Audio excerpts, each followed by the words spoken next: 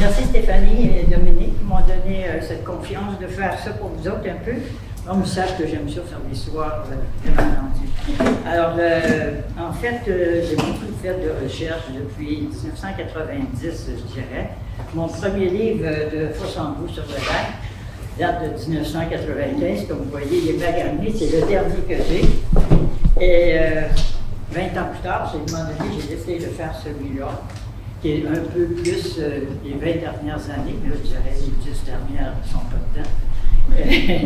Alors, puis en passant, ce livre-là, la photo qui apparaît dessus, c'est les Aurores boréales qui ont eu lieu le 7 et 8 décembre 2014. Et c'est M. Gousset, un photographe expérimenté, qui m'avait donné la permission de la prendre comme photo. Alors, il avait envoyé ces photos-là à la ville d'ailleurs. Alors, voilà. En passant, ce deuxième-là, comme je m'en reste, j'ai un spécial à 10 s'il y en a qui en veulent à la fin de la période. Je vais passer le diaporama. C'est pas assez fort? Oui. OK. Alors, je vais passer le diaporama. Il y aura une période de questions à la fin. Et des commentaires, on attend aussi des anecdotes, vos histoires, vos idées un peu sur des sujets qu'on a apportés. Oui. Ah, OK. Alors, le but de cette rencontre, c'est sûr, c'est de se partager des expériences, des anecdotes, des recherches. J'en ai choisi quelques-uns. J'aurais pu en choisir un paquet, c'est pas facile, mais je suis allé un peu sur les photos qui me plaisaient. Alors, c'est comme Stéphanie a dit, il y aura beaucoup d'activités pendant le 75e. Alors, moi, je vais partir mon diaporama avec vous autres. Et je vais fermer. Alors, la vie est belle, une histoire à raconter. Vous m'entendez mieux, là? Oui. Bon, OK. Alors, pour partir du début complètement, je dirais qu'on fait partie de la seigneurie de Godarville avec Alexandre Devril depuis 1863. Et lui, il a reçu la concession, remis ça à sa fille, et finalement, c'est Ignace Duchesneau qui, un nom qu'on connaît très bien, Duchesneau, qui a eu place ici, autant à Fossambeau que Duchesneau. En 1953, là j'arrive à Fossambeau, il y avait 341 chalets. En 1960, 388 chalets. Bien entendu, c'est avant tout un lieu de villégiature. Alors, les familles qui demeuraient à l'année, il n'y en avait pas beaucoup. Il y avait les Gary, les Boilard, les Bowles, les Kins, les Gary surtout. Ouais. C'est toutes qui, petites familles, je dirais 5-6 familles qui demeuraient à l'année. Alors, je vous ai mis l'emblème de Fossambeau. Vous avez les couchers de soleil. Alors, moi, je demeure sur le Boilard, dans la hauteur. Alors, à chaque automne, je vous dirais que c'est un plaisir de voir les couchers de soleil. Je ne pouvais pas ne pas en mettre un en partant. Alors, je commence avec le train. Plusieurs vont s'en parler, vont s'en souvenir. Alors, le chemin de fer est apparu en 1868, d'abord en bois, mais après, en 1969, on a formé le Québec and Gosford Woodland Railway, une ligne qui relie Saint-Sauveur, Loretteville, pour se rendre un peu en arrière du lac Saint-Joseph, sur une distance de 26 000, et ça a coûté 140 000. Aujourd'hui, on ajouterait beaucoup de zéros. En 1870, le gouvernement donne l'autorisation de le prolonger jusqu'au lac Saint-Jean. Il est abandonné en 1874, et certains se rappellent le tracé justement du train qui se rendait presque jusqu'à la place Bouchard. Alors, un des arrêts, c'était Duchesneau, et c'est de là que partait le charbon de bois de Duchesneau, le bois et tout ça. Et il y avait un autre arrêt, chez les Rinché, juste à la sortie de Sainte-Catherine. Je vais vous montrer une photo tantôt. Alors, de là, on pouvait embarquer aussi, puis aller vers le quartier. C'est Claire Tartin qui me parlait à un moment donné qu'elle prenait ce train-là, puis qu'elle se rendait pour aller travailler à l'arsenal de Valcartier. Elle débarquait à la route. Voilà pour le train. Le baladeur et l'épicerie. Alors, le baladeur, j'ai rencontré M. Montreuil, ça fait comme 32 ans qu'il l'a acheté. Il l'a acheté de M. Lacasse, mais plusieurs propriétaires y ont passé avant. Alors, ça fut pendant longtemps, Baladeur, il a quand même été bon petit restaurant, plusieurs propriétaires y ont passé. Finalement, depuis quelques années, il a été démoli. On en a fait le terrain pour un food truck, comme on dit. Je continue en m'en allant de même tout le temps, la plupart du temps.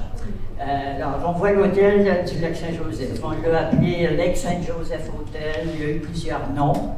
C'est en 1902 que la compagnie de chemin de fer Québec et Lac-Saint-Jean reçoit le pouvoir de construire plusieurs hôtels le long de son tracé. Et en 1908, le Lac-Saint-Joseph Hotel Company est incorporé pour construire l'hôtel. Ils sont plusieurs propriétaires, dont Harold Kennedy et le sénateur Jules Tessier.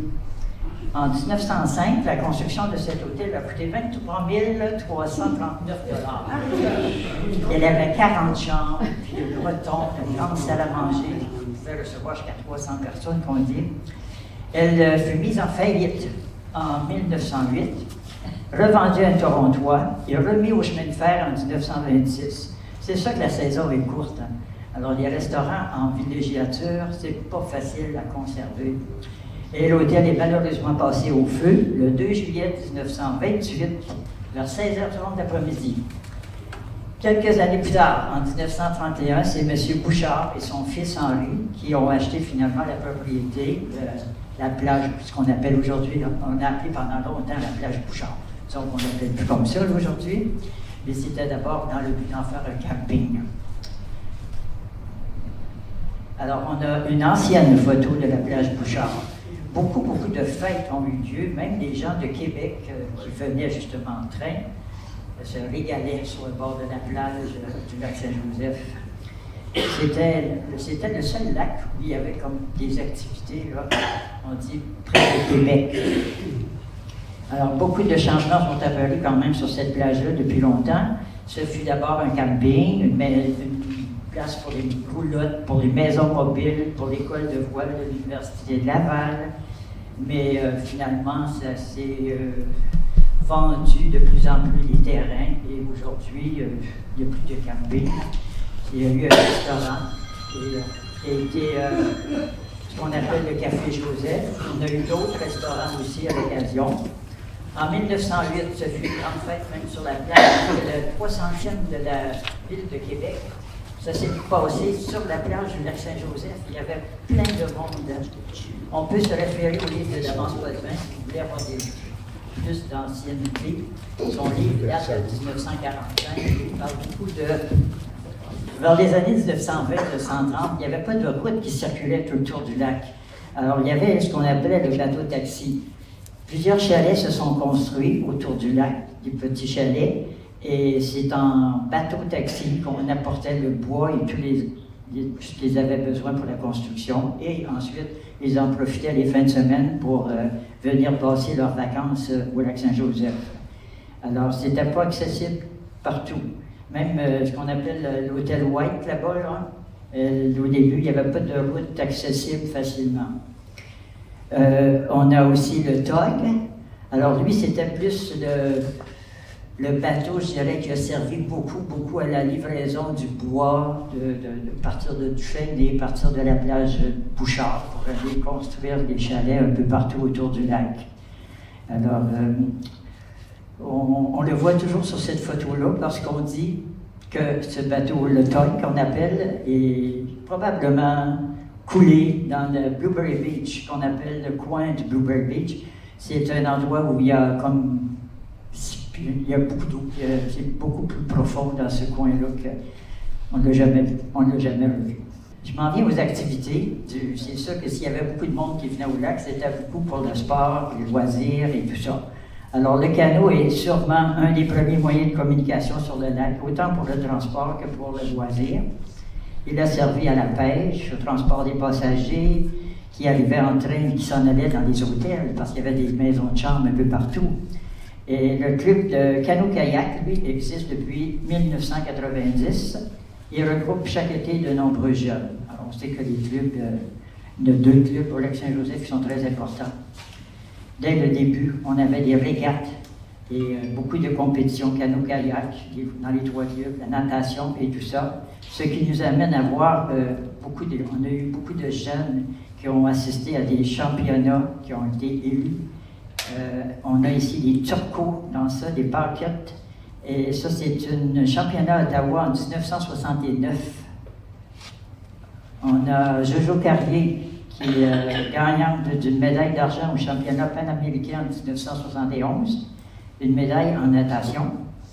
On pourrait parler des 8 sœurs Darwin, qui ont aussi fait leur marque. Alors, beaucoup de gens, Amiotte, beaucoup de noms pourraient nous revenir. Probablement qu'on va avoir l'occasion d'en entendre parler davantage dans cette année de 75e anniversaire. On a aussi la voile. J'ai une photo très vieille, c'est voulu, parce que finalement, c'est la petite voile blanche qui a commencé, mais on s'est ajouté aussi le laser et plusieurs sortes de voiles. Ça a commencé très tôt, il y a eu des compétitions, et le club de voile Ontario existe depuis 1922-25. On se rappelle pendant les années 80, il y a plein de voiliers blancs sur le lac. Moi, j'habite en haut, je les voyais, les beaux bateaux, les beaux voiliers blancs qui se promenaient le dimanche après-midi. Il y avait des petites compétitions, ils étaient des fois des vingtaines à se promener. On se rappelle les noms de Robitaille, Kerwin, Roy. Beaucoup de noms sont apparus là-dedans aussi. Pierre-Olivier Roy a participé au championnat du monde. Il se place en tête en 1999. Dominique, fils de Paul Robitaille, M. Robitaille était toujours là, a participé aussi à des compétitions au niveau international. Là, j'oublie le sport, on s'en va vers la ville, le premier aqueduc municipal. Alors, c'était au coin de la 4e avenue, comment est-ce qu'on appelle aujourd'hui? Les dérivaires. Alors, sur le coin des dérivaires, il y avait un bassin. Alors, les 4 personnes qui sont là, les initiateurs de ce premier aqueduc, sont Eugène Boilard, Jules Gingras, Lucien Trempe et Jules Tessier. Alors, on a remplacé l'aqueduc de Fossambeau vers 1974, 73, 74. Ça se rendait jusqu'à la rue Boilard. Ils ont prolongé vers les avenues et on a fermé l'aqueduc, la base. On a gardé que la petite source. Alors, la source d'eau qui a été quand même très, très prisée par le monde pendant longtemps. Les gens venaient passer la fin de semaine, puis ils partaient avec des cruches d'eau qui avaient pris à l'eau, à la source, parce qu'elle était une super bonne eau cristalline. On a la construction de la chapelle Notre-Dame de Liesse. Alors, le terrain a été donné par M. Jules Gingras. Elle fut construite en 1950. L'entrepreneur était Eugène Boilard. Cette cloche est un don du docteur Antoine Couture, qu'on va voir ici mieux un peu. Et on sait que l'abbé Lucien Robitaille a desservi les dimanches pendant des années, plus de 20 ans. Il arrivait souvent aussi qu'il y avait même une chorale qui chantait le dimanche, il y avait de la vie. Alors, voici la chorale de ces années-là. On voit sur cette chorale, l'organiste est Vincent Gingras. Et on voit Raymond Gauthier, Judith Morissette, Dominique Chamberlain, Paul Brissette, Elisabeth Gingras, Rita et Albert Roberge, Émile Lacasse, Guy et Lorraine Tanguay, Marcel Chamberlain. Je ne sais pas si vous avez pu en distinguer quelques-uns.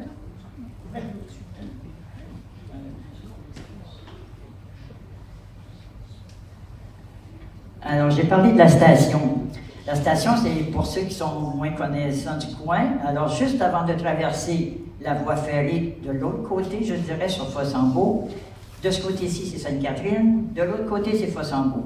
Juste avant de traverser, il y avait ce qu'on appelle la station. C'est de là qu'on pouvait partir, prendre le train, aller vers le quartier. Et M. Nché, qui était le propriétaire, avait sa résidence là, avec sa ferme qui est en avant. On dit que, attendez un petit peu, M. Nché dirigeait son entreprise. Le bâtiment du milieu servait de courrier. Et c'est de là qu'était distribué le courrier à Sainte-Catherine, à Fossambeau. Mais je me rappelle que mon grand-père, évangéliste, allait chercher le courrier, là, le distribuait dans deux épiceries. Il y avait cette petite épicerie, puis il y avait une autre petite épicerie aussi dans les coins de la rue Morin. On pouvait aller chercher notre malle. Et les gens qui voulaient envoyer du courrier à quelqu'un l'été, on adressait ça à Lakeview. Ça déterminait que ça se rendrait là. Alors, celui de gauche, on dit qu'il y avait aussi une chaîne dans laquelle on avait des colis. Parfois, il proposait de la marchandise qui arrivait en train. Et tout à côté, la Pécosse. Mais finalement, elle a servi quand même pendant plusieurs années. Si je continue de l'autre bord du chemin, alors là, je retrouve la petite école de la station. Ça, c'est une photo qui date de 1930 à peu près. Il y avait au lac que quelques familles qui existaient à l'année. Alors, moi, j'ai fait, je dirais, ma première année, là. Mais sur la photo, vous voyez mes deux frères. Mes deux frères sont là. Paul, Marcel, ma sœur Catherine et mon autre sœur Rita. Et ce sont mes parents qui sont en haut. Possiblement la maîtresse d'école à côté. Et Claire me dirait, je pense que c'est les parents de Claire. En tout cas, c'est la petite école. À la fin de l'année, on recevait un livre en cadeau pour notre année scolaire. Alors, je ne suis pas là. Oui? De quoi? Claire est sur la photo. Oh oui, Claire, tu es où? C'est toi ici? Oui, c'est vrai. Et dans les... La première à droite là. Je pensais que c'était Catherine, puis toi. À côté de Lorraine François. François, elle connaît tout le monde de ce monde-là. En fait, elle est un petit peu plus vieille que moi. OK. Alors, je reviens dans le coin. Le manoir des Bouleaux. Le manoir des Bouleaux était à peu près là où est aujourd'hui l'hôtel de ville. C'était des maisons de chambre. On construisait des grandes maisons, on faisait des chambres. Les bed and breakfast qu'on appelle aujourd'hui, c'est ça finalement. Alors, ce manoir-là était construit en 1831, se situait à l'emplacement de l'hôtel de ville. Une maison de chambre pour les gens qui venaient de la ville les fins de semaine. Elle est passée au feu en 1949. C'était la Corporation des loisirs du Lac-Saint-Joseph qui en a pris possession en 1977. Tranquillement, la corporation ici voulait s'installer parce qu'il y avait déjà le club nautique là-bas, mais la ville est comme en deux parties. Là. Il y a toujours eu les avenues, puis il y a toujours eu l'autre coin où le club nautique qui fonctionnait aussi très bien. On continue, on s'en va vers l'Auberge des Pins. Que de souvenirs! Alors, acheté en 1936 par M. et Mme Boilard, c'était le chalet d'été de James Boswell, le propriétaire de Brasserie Boswell à Québec. Il était construit en 1896. Alors, Mme Boilard désirait avoir sa propre auberge, une Irlandaise, travaillante, généreuse, courageuse, une bonne cuisinière. Et l'Auberge des Pins, c'était un lieu de rassemblement. Il n'a pas toujours été comme ça, mais après, il est venu comme ça. Alors, c'était certaines fêtes de Saint-Patrice, les 25e, les 50e, ça existait là. Beaucoup de couples se sont connus là. Et Mme Boilard faisait des banquets pour des noces, des mariages, 2 par jour, des fois. C'est fou la population qu'il y avait dans ce temps-là pour des fêtes et des occasions. L'hôtel louait aussi une quinzaine de chambres. Il se remplissait l'été. L'avantage de ma mère, qui parlait très bien anglais, une Irlandaise, elle recevait des gens, elle avait des réservations. Je me souviens de voir ma mère recevoir des réservations pour l'été au mois de mars-avril pour être sûre d'avoir leur chambre. C'était tout par courrier à ce temps-là. L'auberge est passée au feu en 71. Moi, je me suis marié là en 70. Et il y a une petite anecdote, parce que le feu a eu lieu un jeudi, et mon meilleur couple d'amis se mariait le samedi suivant. Alors, ils étaient complètement déçus. Ils ont cherché pour trouver un autre endroit pour se marier pour le banquet de mariage. Et c'est à Lac-Sergent, finalement, qu'ils ont trouvé un endroit. Mais ça a dérangé quelques personnes. Madame Boilard, pouvez-vous juste nous situer à peu près où était l'Auberge des Pins se situe quand on continue sur la route Fossambeau. Alors, aujourd'hui, il y a un chalet suisse, une maison suisse. Et je dirais, au pied pas loin, il y a la grande maison qui est la maison paternelle. J'ai eu envie d'apprendre la maison familiale des Boilards, qui est encore là, qui aujourd'hui est un chalet d'été pour une famille de Montréal. Mais on voit la grosse maison. Et ici, on voit, il y a une côte qui monte. Et lorsqu'on prenait la côte, nous, on arrivait à l'auberge par en haut. Mais en bas, il y avait un grand stationnement. Je me rappelle avoir vu au pied, là, dans le temps du skidoo, était fort, dans les années 75 peut-être. Mon frère était président du club de motoneige, puis c'était full de motoneige. Il y avait beaucoup d'activités continuellement. Et beaucoup de couples se sont retrouvés à l'auberge. Mais malheureusement, alors j'ai une photo qui m'a été donnée par M. Daniel Stewart de la Société d'Histoire, j'avais pas ça, une belle photo de l'auberge en feu. On sait que ça a été un gros feu pour les pompiers de Sainte-Catherine. Ils ont travaillé fort, ils ont fait venir des canceaux, je ne sais pas comment on appelle ça, là, des avions citernes, et ils plongeaient dans le lac. Moi, je demeurais à Fossambeau quand c'est arrivé. Et enceinte de 6 mois, je me rappelle, une amie m'a appelé que je suis venue.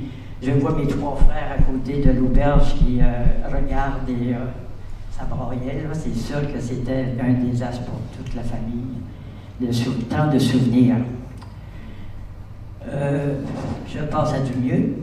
Mon père est un entrepreneur. Qu'est-ce que vous voulez? Alors, en 1954, il a commencé un centre de ski. Alors là, c'est la montagne où je demeure. Juste en haut, ce qu'on appelle la montagne Boilard, c'était ça. Moi, je suis construit juste en haut de cette montagne-là. Et dans les années 60, je dirais, là, on faisait du ski. Mon père avait organisé un sleigh ride. C'était 2 monts-pentes qui se croisaient, conduits par diesel. Et ça a bien fonctionné. Je me rappelle avoir fait du ski là avec Guy Lanouette, Pierre Côté, et finalement, après 4-5 ans, il a dû abandonner parce que les chemins n'étaient pas très beaux, la population n'était pas là. Et une autre raison, c'est que des beaux centres de ski s'installaient à Québec, puis les routes étaient pas mal plus belles. Voilà. La chapelle Saint-Joseph, non, ok, je suis encore dans le développement, je reste au développement. Le développement, en fait, quand mon père a perdu sa femme en 68, il a décidé qu'il faisait quelque chose avec sa montagne à son tour. Et finalement, ce qu'il a décidé, c'est de séparer la montagne en lots et en faire un développement. Alors, suite à ça, il a acheté un terrain sur le bord du lac, juste en bas, aujourd'hui, qui permet à tous les propriétaires du développement Boilard d'avoir un accès à la plage. Alors, la plage est très bien organisée avec les services sanitaires, les tables, les pique-niques, une partie sable. On a accès à 8 embarcations sur le bord pour les gens qui ont des bateaux. Et en fait, nous autres, c'est notre place de rassemblement les fins de semaine en juillet, juin, juillet, août, là. Et on est chanceux parce que c'est je trouve, une bonne idée d'avoir pensé d'avoir un terrain pour tous les propriétaires du développement. Ce n'est que les propriétaires du développement. Actuellement, il y a des constructions qui se font plus loin. Ils ne font pas partie du développement. Alors, ils doivent s'organiser pour aller ailleurs ou prendre la plage ici municipale. Je m'en vais jusqu'à la chapelle Notre-Dame, lac Saint-Joseph. Joseph du Lac maintenant. Alors, chapelle Saint-Joseph du Lac, construite en 1902 sur le terrain de l'honorable Jules Tessier. Elle connut des moments incroyables au début. On dit qu'il y avait des messes chantées, il y avait des présences. C'est sûr que la religion était très, très forte. Son escalier, que je vous montre, était superbe. J'ai encore une petite anecdote, parce que moi, je suis monté cet escalier-là avec ma sœur aînée, Rita, en 1951. Et j'étais la petite bouquetière. C'était de toute beauté, là. Dans le fond, beaucoup de mariages ont eu lieu là. Et nous, on l'a pris, on ne s'est pas marié là, mais on s'est marié à la chapelle Notre-Dame de Liesse. Alors, il y avait beaucoup de messes aussi chantées. On dit que c'est un joyau maintenant patrimonial, puis grâce à la corporation de la chapelle, maintenant la ville en a fait l'acquisition et un bon comité qui en a fait un lieu de culture, de rencontres très attachantes avec des concerts, des expositions de toutes sortes. Celle-là, elle est foncée, mais c'est la petite chapelle protestante que beaucoup de gens n'ont peut-être pas vue parce qu'elle n'a pas existé très, très longtemps. On dit qu'il y avait quelques protestants quand même sur le territoire au début. Et elle a été construite en 1903, à peu près en même temps que l'autre. Et on dit que juste James Boswell et Béatrice Hatch qui se sont mariés, c'est le seul mariage qui aurait eu lieu là, un mariage protestant. Et on l'aurait démoli vers les années 70. On a fait le don de l'harmonium, on dit, à la chapelle Saint-Joseph. Les bancs et les prie-dieu, tout ça, ça avait été donné au corps de cadets à Valcartier. Elle était située juste avant le club nautique. Aujourd'hui, il y a une maison. On n'en reste plus. On continue un petit peu plus loin. On dépasse la chapelle. Alors, on est rendu à l'hôtel Lamotte. Alors, quand on parle de l'hôtel Lamotte, on peut parler de deux bâtiments. Il y en a un en haut qui avait plein de chambres, qui a été construite en 1905. M. Slade a vendu sa maison en 1930 et il l'aurait vendu à l'honorable Lucien Gagnon, juge de la Cour supérieure, qui lui l'a vendu à Aimé Lamotte en 1944. Il possédait le bâtiment aussi en bas, qui était aussi une maison de chambre, comme celle-là en haut, mais qui avait aussi son restaurant et accès aussi à la plage. Elle a dû abandonner vers 1972. Ça n'a pas passé au feu, celle-là.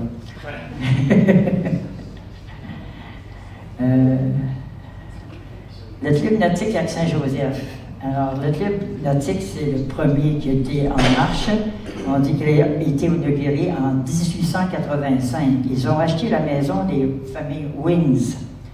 Et ça a permis à bien des membres de pouvoir avoir un accès au sport. Ils ont donné, c'est sûr, accès beaucoup à l'aviron. Et si on parle du club nautique, je vais vous montrer une photo après, c'est sûr qu'ils avaient eux aussi un accès à la plage.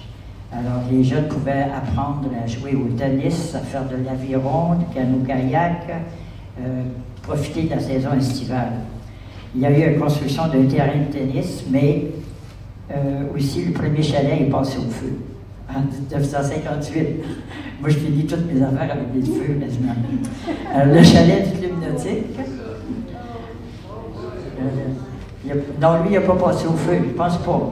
Il a passé au feu? Oui, le nouveau, c'est un nouveau complet. Ok, je n'étais pas sûr.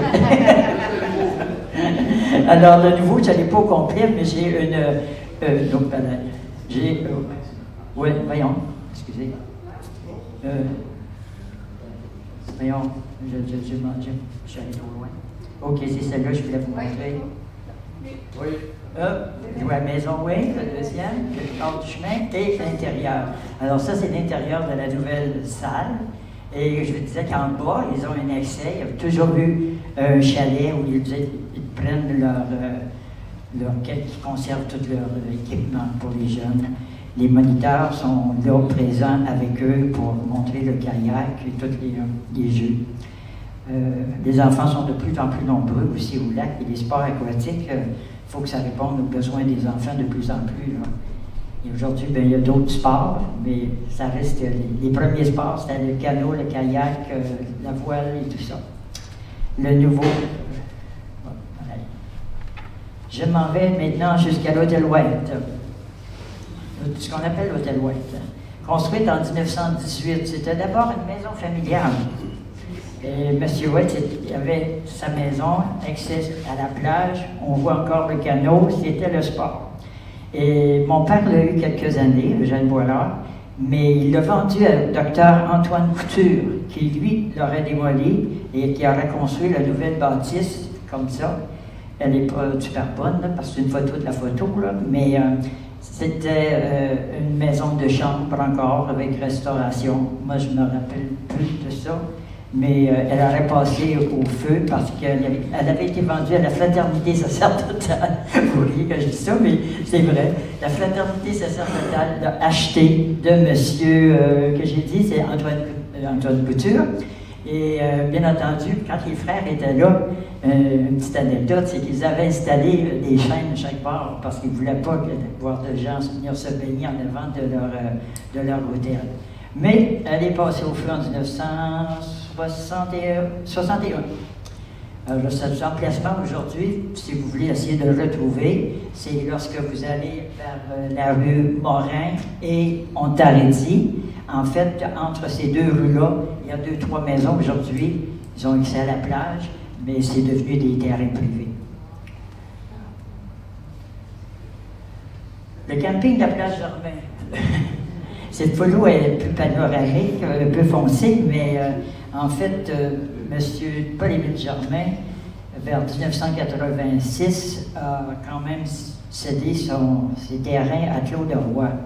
Et plusieurs terrains ont été vendus, mais la bonne nouvelle, c'est qu'ils ont eu aussi l'installation du réseau d'aqueduc et d'égouts. Et à gauche, on y retrouve ce qu'on appelle le domaine maintenant de la rivière au Pin, le DRAP, et une bonne partie de la rivière qui est maintenant aménagée. Une bonne partie de la rivière avec des centaines de bateaux. On a compté 200 l'année passée, mon mari et moi. Alors c'est dommage, mais c'est une chance que c'est des endroits très, très recherchés. Par contre, cette plage-là, j'aime mieux cette photo-là, parce que ça, c'est dans les années, je dirais, 80. M. Paul-Émile Germain, son camping, il marchait. Et je vous dis qu'il ne vendait pas de boisson, lui, sur place. C'est juste après, quand il a vendu à Claude Roy, que la boisson est entrée. Et une petite anecdote, là, M. Paul-Émile Germain était un homme généreux, un homme aussi très ascécène. On a déjà raconté que sa galerie, qui était superposée, vous voyez, là, je vais vous montrer. Alors, ici, vous avez l'épicerie. Alors, dans son épicerie, il y avait une grosse galerie et le bois qui était installé pour faire la galerie. Il y avait de larges ouvertures. Et les gens échappaient des sous pendant tout l'été. Et à la fin de l'été, il faisait ramasser les sous qui étaient en dessous de la galerie. Une autre anecdote, M. Paul-Émile Germain était très religieux aussi. Il avait organisé une belle chapelle sur sa plage et le dimanche, il y avait quelqu'un qui envoyait chercher l'abbé Pierre Duguay qui venait célébrer la messe tous les dimanches. Il allait le reconduire. Ça, je l'ai vu, la petite chapelle, là, c'était vraiment bien. Mais ce qu'on ne sait pas, c'est que finalement, ce terrain-là, c'était un marécage que M. Germain a acheté de M. Joe White, et on lui avait conseillé de faire une plage avec ça. Et c'était un terrain qui est dû avoir des centaines et des milliers de voyages de terre, de pierre et de sable pendant les années 50 à 55 à peu près. Alors c'est pour ça que lorsqu'on va à la plage Germain, on peut faire presque un demi-kilomètre, puis il n'y a presque pas d'eau, là. C'est que le sable, avec le temps, ça a glissé. Alors c'était quand même la plage la plus recherchée autour de Québec, la plage Germain. M. Germain, c'est un homme, j'ai dit tantôt, généreux aussi, parce qu'il ne vivait pas avec sa dame, une petite anecdote, et lorsqu'il arrêtait pour voir sa blonde, sa femme, lui, il avait fait construire plusieurs maisons le long de Fossambeau en arrivant vers la plage Germain. Et sa femme demeurait là. Et une fois par mois, il passait. Moi, j'étais très proche de Mme Paul-Émile Germain un certain temps. Alors, elle l'appelait le boss, il va passer. Puis là, dans ce temps-là, il ramasse toutes les factures. Puis, il donne un petit 1000 pièces en dessous de laurier. Alors, c'est ça quand tu passais, hein? C'est pas grand-chose. Alors, on voit la rivière au Pin. Aujourd'hui, bien entendu, elle est moins occupée, mais il y a quand même que moi, j'adore ça quand je me promène sur la rivière au Pin, en petit bateau, là. Maintenant, du côté gauche, oui, c'est le coin où maintenant ça se développe beaucoup, dans le coin de Blueberry Beach, qu'on appelle. De l'autre côté, il n'y en a pas, parce que c'est marécageux. Mais pourquoi Blueberry Beach? Je ne sais pas s'il y en a qui se rappellent, mais c'était quand même une place qu'on pouvait aller seulement en bateau. Il n'y a jamais eu de construction là. Il y a aussi un endroit marécageux à côté qui est le lac à la base. Et on dit toujours que c'est le coin où c'était le poumon du lac Saint-Joseph, là, finalement. Mais à Blueberry Beach, les gens allaient là pique-niquer. Le soir, ils passaient d'autres choses. Mais c'était un endroit qui était quand même très recherché. Bon, alors on parle aussi de pêche. Cette photo-là, ça date de 1922-25 à peu près. Et qui on voit à côté, c'est Gary, notre monsieur Gary, Norman Gary, un de ceux qui vivaient à l'année. Il y avait 5, 6, 7 enfants. Nous aussi, on faisait partie là, des enfants qui étaient voyagés pour aller à Sainte-Catherine.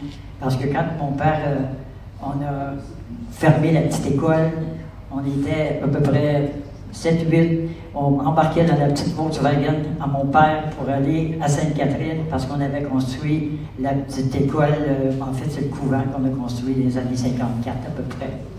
Alors Norman Gary, c'était un homme bien connu dans le coin. Et pour vous donner une idée, là, les truites pouvaient se pêcher dans ce coin-là. C'est sûr que c'était pas de la petite truite, c'était de la 20 pouces, 24 pouces en montant. Puis, j'avais une autre anecdote sur ça aussi.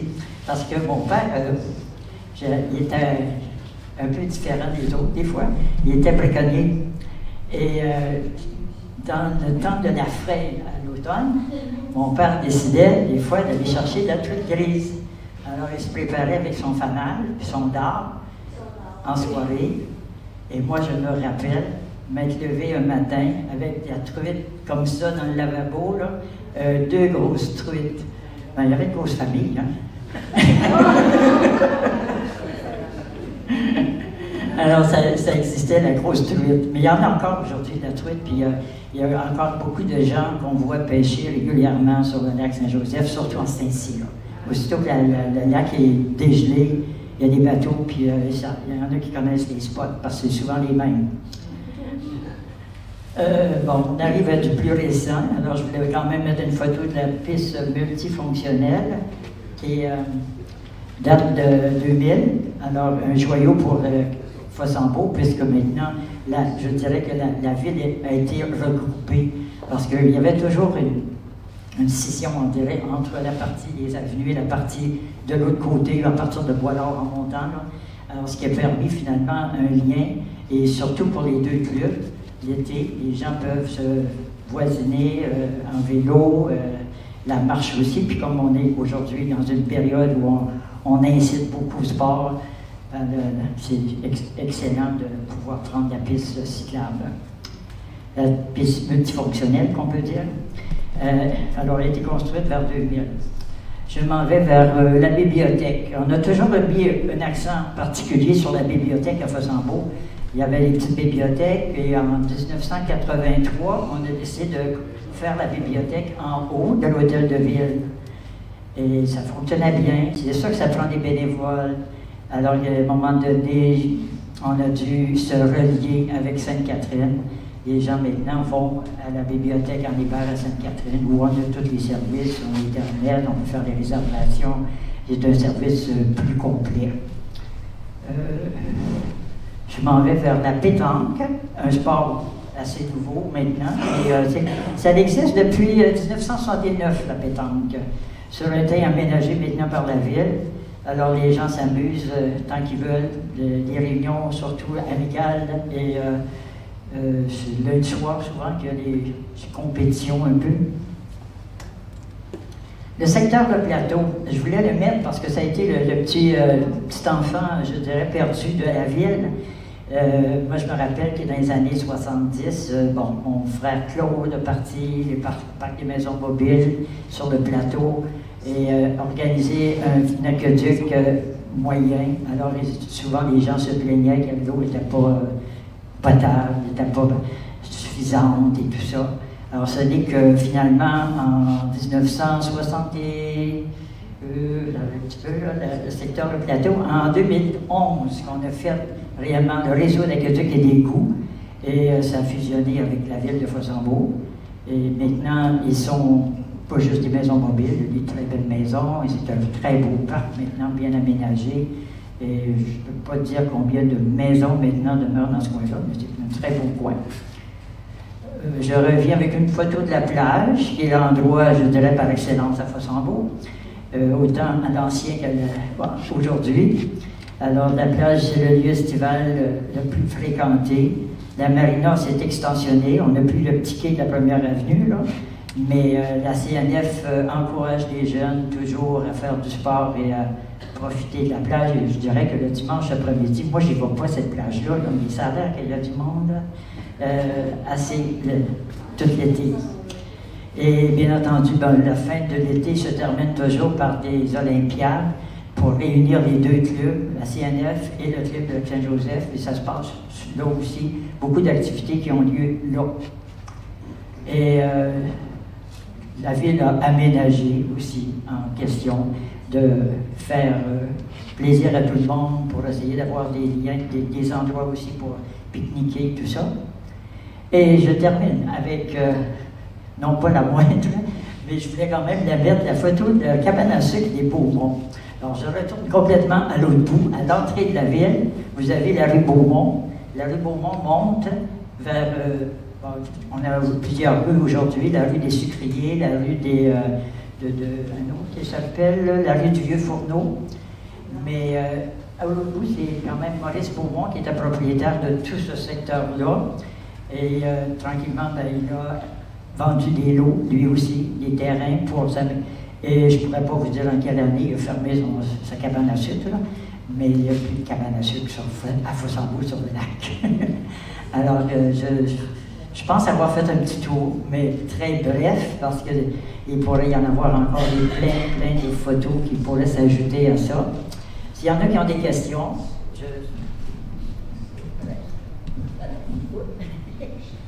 Oui, m'entendez? Oui. Alors, est-ce qu'il y en a qui ont des questions? Oh, oui. Est-ce qu'il y en a qui ont des questions? Je connais pas toutes. Il y en a beaucoup qui, je suis sûr, qui ont des affaires que moi, je n'ai pas parlé, peut-être, et qui... Oui?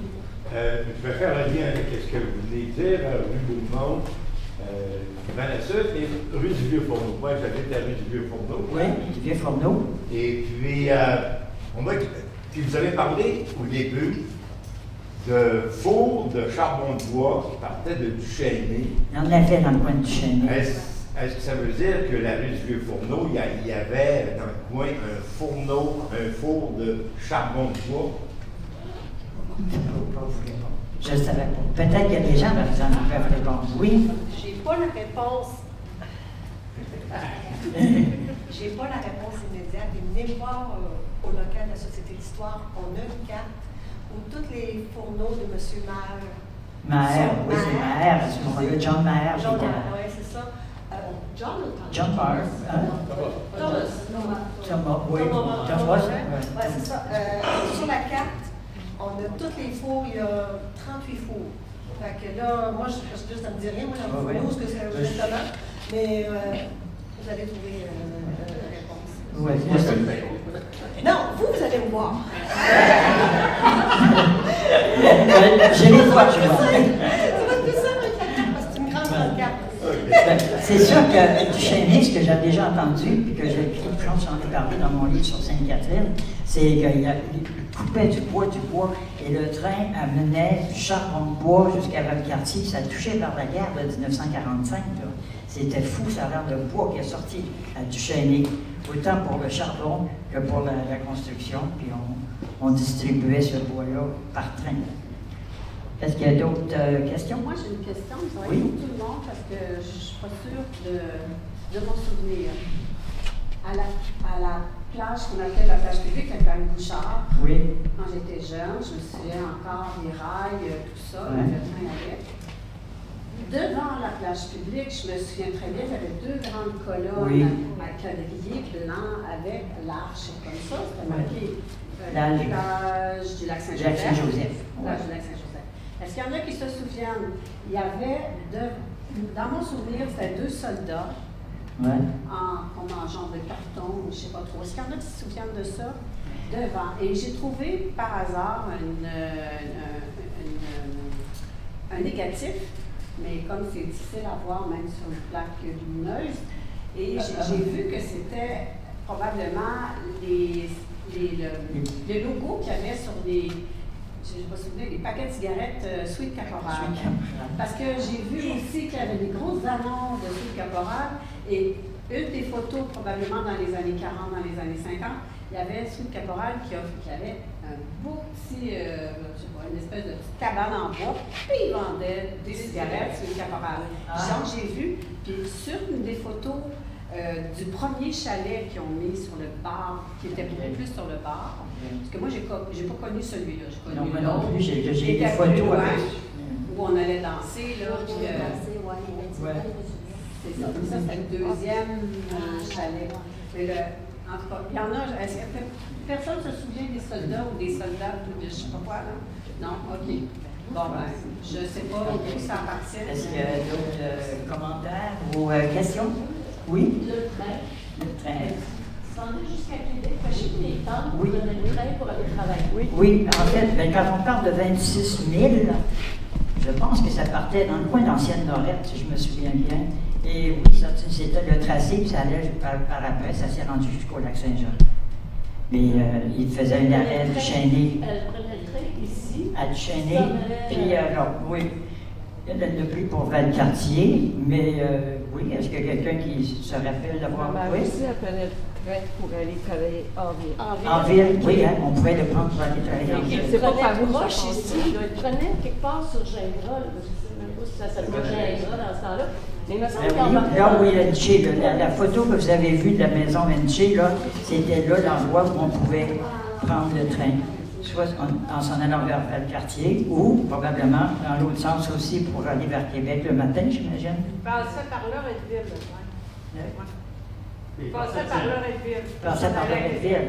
Alors c'est ça, dans ce coin-là. Il allait jusqu'à Québec. On se rendait à Québec, oui. Saint-Malo, par après. Oui. OK. Se rendait jusqu'à Saint-Malo. Si on suit sur le festival aujourd'hui, c'est là qu'au Grand. Les autos, il n'y en avait pas beaucoup, hein? Le train, Oui. moi je suis né en 1951, puis je l'ai déjà pris de Québec pour venir ici, étant enfant, peut-être à 4-5 ans, donc 55-56. Il venait presque à l'entrée de la plage du domaine Fossambeau aujourd'hui, au bout des maisons, des condos, là, maisons grises. Donc il y avait une petite toile, donc c'était juste à cet endroit-là que ça s'arrêtait. Puis, il me semble que oui. Ouais. Alors, la voie ferrée est restée là longtemps, enfant. Le train arrêté en 1956. En 56? 56. Donc l'été. Mon père travaillait sur le train. Je suis venu en train souvent ici à Fossambeau quand j'étais petit. Parce qu'on était 3 filles chez nous. Fait que ma mère elle disait à mon père, amène des gars. Des gars. C'était des gars pour la journée.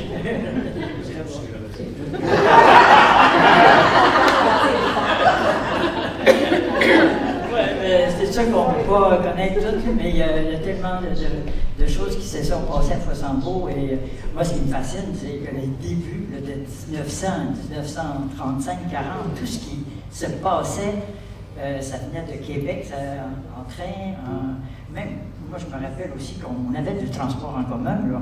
On a rétabli le transport en commun, mais je prenais la petite autobus, moi, puis on s'en allait magasiner à la fin de l'été. On allait dépenser notre argent dans le Vieux-Québec, pas dans le Vieux-Québec, mais sur le Charest. Là. Alors, on prenait l'autobus le soir et le matin, ce qu'on a perdu pendant des années, à un moment donné. Ma soeur qui est ici aujourd'hui. Oui, non, j'ai dit l'autobus, on avait soir et matin à la maison. Oui, on utilisait l'autobus. Moi, j'ai pas connu le train. Moi, je l'ai connu parce que je ne l'ai jamais pris, là, mais mes tantes, je sais qu'ils le prenaient, puis je sais où ils passaient sa pistolare. Ah oui, c'est ça. Oui, il y a d'autres questions? Est-ce que tu sais si dans les années 1900, dans les familles qui habitaient ici, il y en avait beaucoup? Que faisaient les familles? C'était des cultivateurs. La maison d'un cultivateur. C'était des cultivateurs. Mon grand-père, voilà. Il n'y en a pas beaucoup qui vivaient à l'année. Non, on était à peu près 5 familles, d'après moi.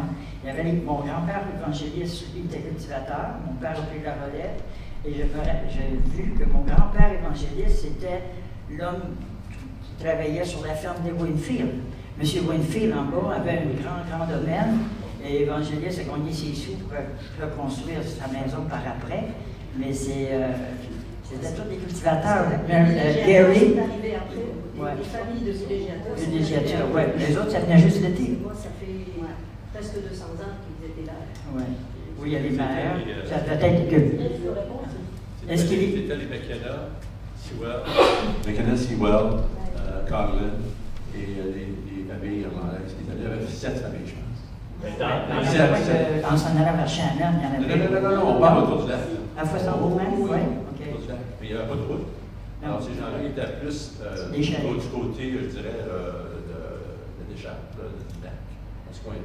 Parce que plus loin, c'était juste de la forêt pour le moulin Sewell. La terre de Maher, oui. Oui, mais Thomas Marr, lui, a acheté tous les terrains. Il y avait Joseph Marr aussi. Joseph Marr, la montagne du sommet. C'était le frère. En passant, M. Stewart, il fait partie de la Société d'histoire de Sainte-Catherine, de Shannon, il en connaît pas mal plus que moi. On a déjà travaillé un peu ensemble. Mais, oui. Dans le coin ici, dans le coin des avenues, là, il y avait dans les années 50, il y avait la famille Lanouette qui était là. Maurice Lanouette et ses enfants. La maison a été démolie il y a à peu près 3-4 ans. Il y a une nouvelle maison qui a été construite à l'endroit où il est. Donc, c'est dans la rue des Dériveurs, en montant. Et il y a à gauche, peut-être le sixième construction, à partir de Gingras, il y a une maison sur une immense roche. Bon, ben juste là, un peu plus haut, juste à droite, là, il y a une maison neuve qui est presque sur la rue. C'était là qu'était la maison des Lanouettes. Mon père achetait du bois de foyer et de lit, puis il déneigeait des toitures l'hiver. Ça s'appelait Tarzan.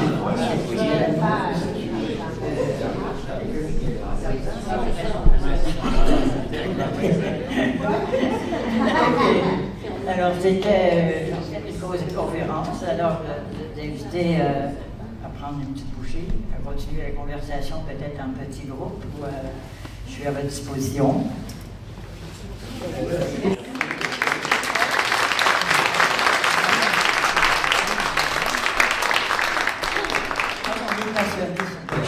Ça peut faire, ça fait plus que 40 ans que je fais de la recherche, je suis tombé avec la Société d'histoire Sainte-Catherine, je travaille avec eux.